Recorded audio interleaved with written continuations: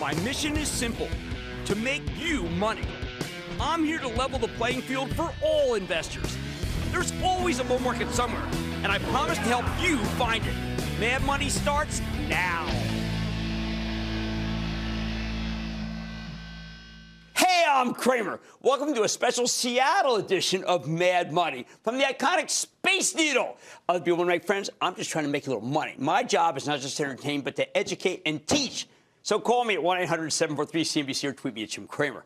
While we're out here getting a bird's eye view of the great city of Seattle, I've been thinking a lot about how the generative AI revolution is once again becoming the dominant theme in the stock market. Today we saw how it can dwarf all others in the average as any stock with exposure to what's essentially a whole new industry erupted higher. That's how you get a session when the Dow is up 63 points, S&P gains 0.8%, and the tech-laden NASDAQ filled with AI-related stocks pole vaults 1.37%. Buy. The generative AI stocks are roaring because the pioneers in this industry are doing everything they can to mainstream and commercialize the technology, which I can assure you is for real and potentially extremely lucrative. And that is no hype. I know people, plenty of people actually, who think the whole AI rally is overdone. But if anything, I think most investors are unaware of the lasting and powerful importance of this story. And even Wall Street isn't caught up to speed yet. And that's how the stock of AMD can jump nearly 10% after showing off its new AI chips, while Alphabet gained over 5% when it highlighted this Gemini insanely cool AI tool. And NVIDIA tacked on more than 2%, I don't know, because of AI semiconductor demand, with Amazon rallying more than 1% too. Amazon's our major focus as we air the second part of our interview with CEO Andy Jassy later tonight. The most immediate spur for this AI rally? Yesterday, at her key product introduction, AMD CEO Lisa Su talked about how she thinks generative AI and its fixes will be a $400 billion industry in the next 4 years. That's huge on its own. But crucially, she was saying it could be as high as $200 billion back in August. So clearly, Dr. Su feels much more bullish about AI than she did just then. Look, for an industry's prospects to double in 5 months is simply unheard of. Really, I've searched the annals. I can't find anything like it. But that's how AMD stock could rally like this after introducing some new chips that can speed the AI revolution along, because investors realize there's room for more than just market leader NVIDIA.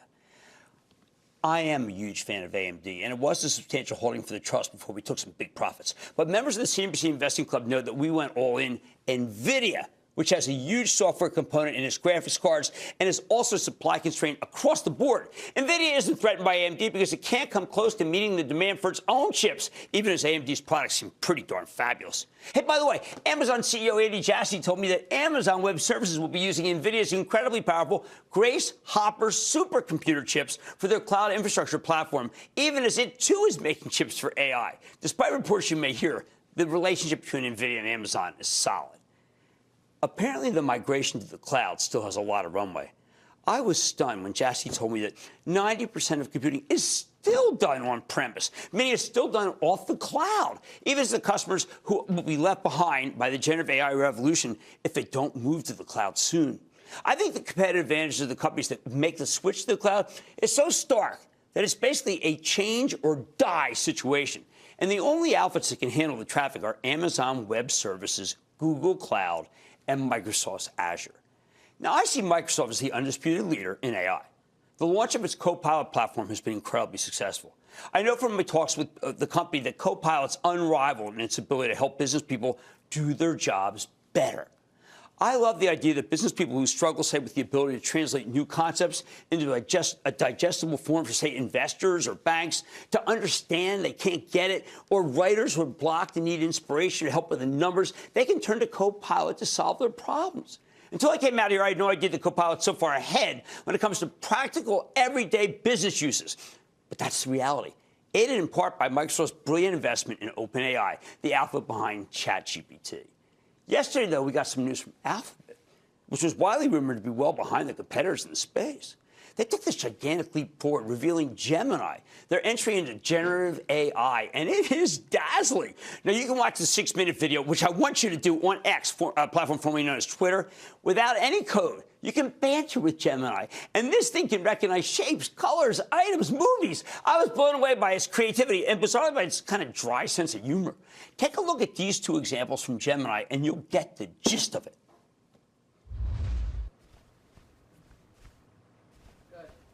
I know what you're doing. You're playing rock, paper, scissors. What do you see now? The fingers are spread out to look like the wings of a butterfly. What's this? Big ear and barking mouth, a dog. What movie are they acting out here? I think they are acting out the famous bullet time scene from The Matrix. All right, that's what sent Alphabet stock up 5% today, as investors caught up with what they're doing in AI. Until yesterday, I think people were under the illusion that Google was still stuck in search mode. The Gemini video shows that this business is much more than just search and YouTube, hence why the stock's playing catch-up with the rest of the AI cohort. As for Amazon shareholders, oh, don't worry. Generative AI is already deeply embedded in Amazon's business. It's how Amazon understands what people around the world might want before they even know what they want.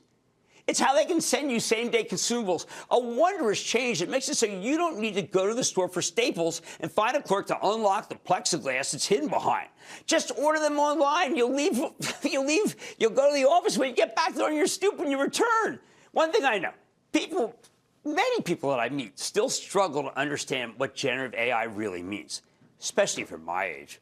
If you don't get it, maybe a football example. I always find these help. Let me give you this. This is a cool one. Check out an Amazon NFL presentation of Prime Vision using next-gen stats. Coaches work hard to disguise their plays, but after about a quarter of football, Amazon's generative AI is now up to speed and ready to predict a lot of the moves in advance, intra-game, including whether blitz might be coming and who's going to do it. It's insane how often they get it right. This thing's smarter than Bill Belichick, at least when it comes to picking up the blitz. You can run, but you can't hide from generative AI. It knows everyone's next move, even the masters of NFL disguise. So let me give you the bottom line. I know it seems old hat by now, but generative AI just keeps astonishing us. And as long as it does, the stocks behind it will astonish too. Let's go to the phones. Let's go to Joseph in Hawaii. Joseph. Good morning, Mr. Cramer, and aloha from the Big Island of Hawaii. How are you today? Mahalo. I am good. How about you? I'm doing well. First-time caller, but long-time viewer. Thank you for taking my call.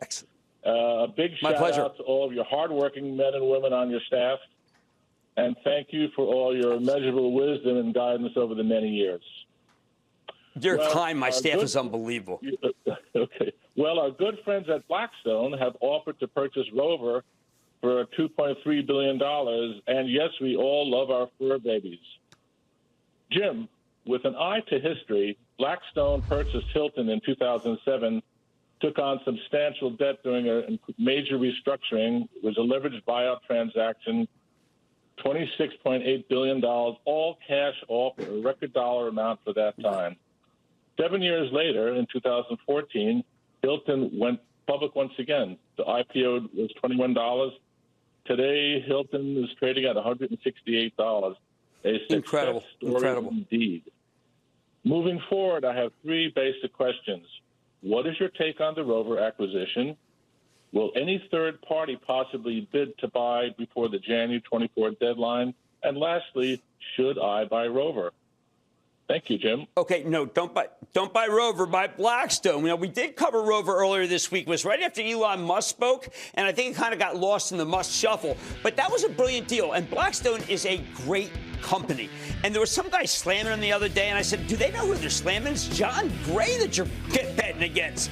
No one makes money betting against John Gray. The generative AI revolution is happening right before our eyes, and it's an astonishing development. It's leading to some incredible gains in stocks that are driving it all. Oh, man, tonight, coming to you from Seattle's Space Needle, when the CEO of Amazon joins you for the first time in 19 years, you can't cover all your questions just one night, can you? Tonight, my conversation with Andy Jassy continues as we take a deeper dive into the company's businesses. Then, home builder stocks are on the move, hitting new highs, as Toll Brothers reported a beat on the top and bottom lines. I'm breaking down the earnings and telling you if it could be the last or many of good quarters. And is T-Mobile coming in on a strong signal in this market? I'm going to sit down with the CEO, so stay with Cramer.